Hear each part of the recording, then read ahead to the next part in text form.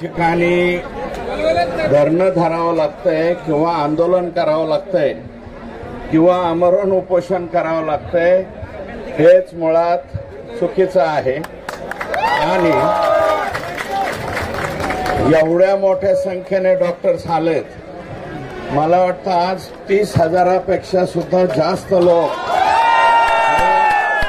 पहिल्या दिवशी आलेले आहेत आणि स्वतःचा दवाखाना बंद करून आजच संपूर्ण महाराष्ट्रामधल्या आरोग्याच्या बाबतीमध्ये प्रश्न त्या ठिकाणी निर्माण होणार आहेत। एवढे मोठे डॉक्टर लोक सगळे मुंबईला येणं हे फार धोकादायक आहे, कारण सगळी आरोग्य व्यवस्था जी आहे ती कोलमडून पडेल खेडोपाडीची।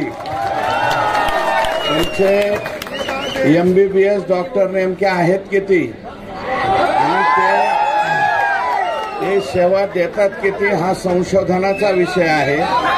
मागच्या कोरोनाच्या कालावधीमध्ये सर्वाधिक काम करणारा मी व्यक्ती होतो, त्यावेळेस मी पाहिलं हे होमिओपॅथी डॉक्टरांनीच खरं काम त्या ठिकाणी केलं।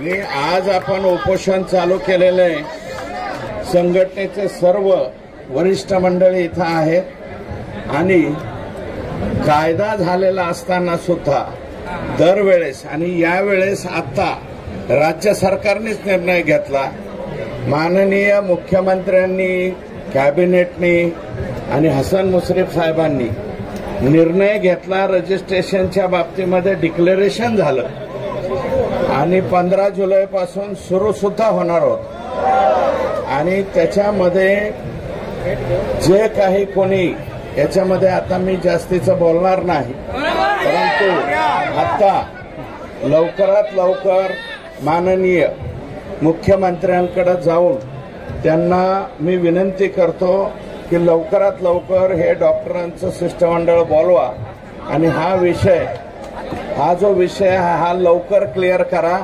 कारण ह्याच्यामुळं संपूर्ण राज्यामध्ये परिणाम होणार आहे। एवढे मोठे सगळे डॉक्टर मंडळी ज्यांना दिवसभर आणि 24 तास खुर्चीवर बसून काम करण्याचं काम असते, ते आता उन्हातान्हात इथं बाकीच्या आंदोलनवाल्यांनी टेंट बिंट बांधलेला आहे, आम्हाला टेंटची बी माहिती नाही। त्याच्यामुळे हा विषय लवकरात लवकर माननीय मुख्यमंत्री, दोन्ही उपमुख्यमंत्री आणि या विभागाचे मंत्री यांनी तात्काळ सॉल्व्ह करावा अशा प्रकारची विनंती करतो आणि आज सायंकाळपर्यंत